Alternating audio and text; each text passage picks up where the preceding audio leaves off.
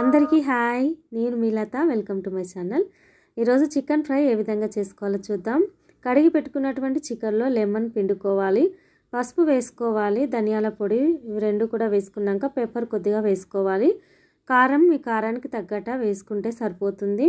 2 table స్పూన్లు వేసాను నేను. వేసుకున్న తర్వాత అల్లం వెల్లుల్లి పేస్ట్ కూడా 2 టేబుల్ స్పూన్ వేసుకోవాలి. గరం మసాలా ఒక 1/2 టేబుల్ స్పూన్ వేసుకోవాలి. ఇవన్నీ మసాలాలు వేసుకున్న తర్వాత మంచిగా మిక్స్ చేసుకోవాలి. మిక్స్ చేసుకున్న తర్వాత మీకు టైం ఉన్నట్లయితే 2-3 అవర్స్ ఫ్రిడ్జ్లో పెట్టుకుంటే చికెన్ చాలా స్మూత్గా తయారవుతుంది. నేనైతే ఫ్రిడ్జ్లో 1 అవర్ పెడుతూ ఉన్నాను.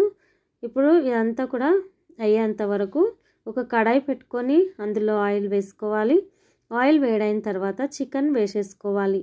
మనం కలుపుకున్నటువంటి చికెన్ ఇందులో వేసేసుకొని ఫ్రై చేసుకోవాలి.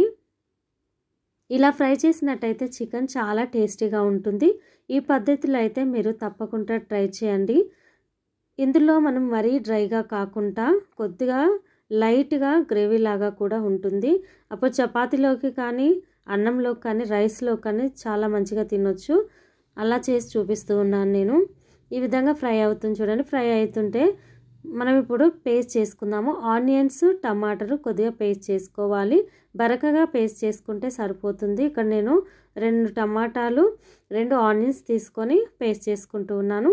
ఇక్కడైతే చికెన్ మనకు ఉడికిపోయింది. ఈ ఉడికిపోయినటువంటి చికెన్ని తీసి సైడ్కి పెట్టేసుకోవాలి. పూర్తిగా ఉడికించుకోవద్దు, 80% ఉడికించుకుంటే సరిపోతుంది. ఇలా ఫ్రై చేసుకుంటే తీసేసుకోవచ్చు. ఇదంతా కూడా చికెన్ని తీసి సైడ్కి పెట్టేసుకున్నాక ఇదే ఆయిల్లో మనం మళ్ళీ పోపు వేసుకోవాలి.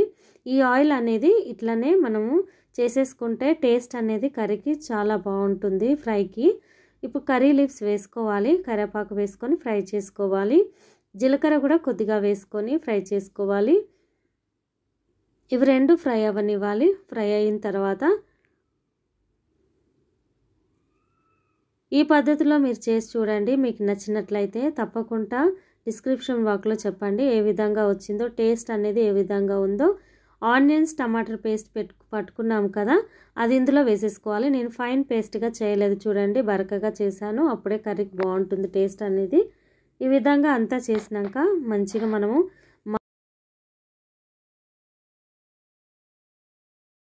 కలుపుకోవాలి.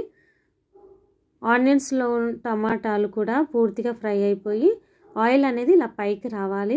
అప్పుడే మనకు ఇది పేస్ట్ అనేది మంచిగా ఫ్రై అయిందని అర్థము. ఇప్పుడు మనం ముందుగా ఫ్రై చేసుకున్నటువంటి చికెన్ ఇందులో వేసేసుకోవాలి. మసాలాలు అనేది మంచిగా పట్టించాము, ఫ్రై చేసుకున్నాము కాబట్టి చాలా బాగుంటుంది టేస్ట్ అనేది.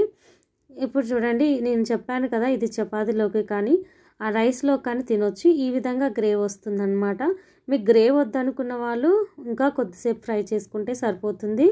ఈ విధంగా ఉంటే మీ ఇష్టం అండి. ఇప్పుడైతే నేను కొత్తిమీర వేసాను. కొత్తిమీర వేసి కలిపేసుకొని స్టవ్ ఆఫ్ చేస్తున్నాను. చాలా సూపర్గా ఉంటుంది, టేస్టీగా ఉంటుంది. తప్పకుండా ట్రై చేయండి. నా వీడియో ఎవరైతే ఫస్ట్ టైం చూస్తున్నారో ప్లీజ్ సబ్స్క్రైబ్ చేయండి, షేర్ చేయండి, లైక్ చేయండి. ఎక్కడ కూడా స్కిప్ చేయకుండా చూడండి. చికెన్ పీస్ కూడా లోపల వరకు చాలా స్మూత్గా ఉంటుంది. ఎందుకంటే మనం ముందుగా సాల్ట్ వేసి నానబెట్టేసుకున్నాము.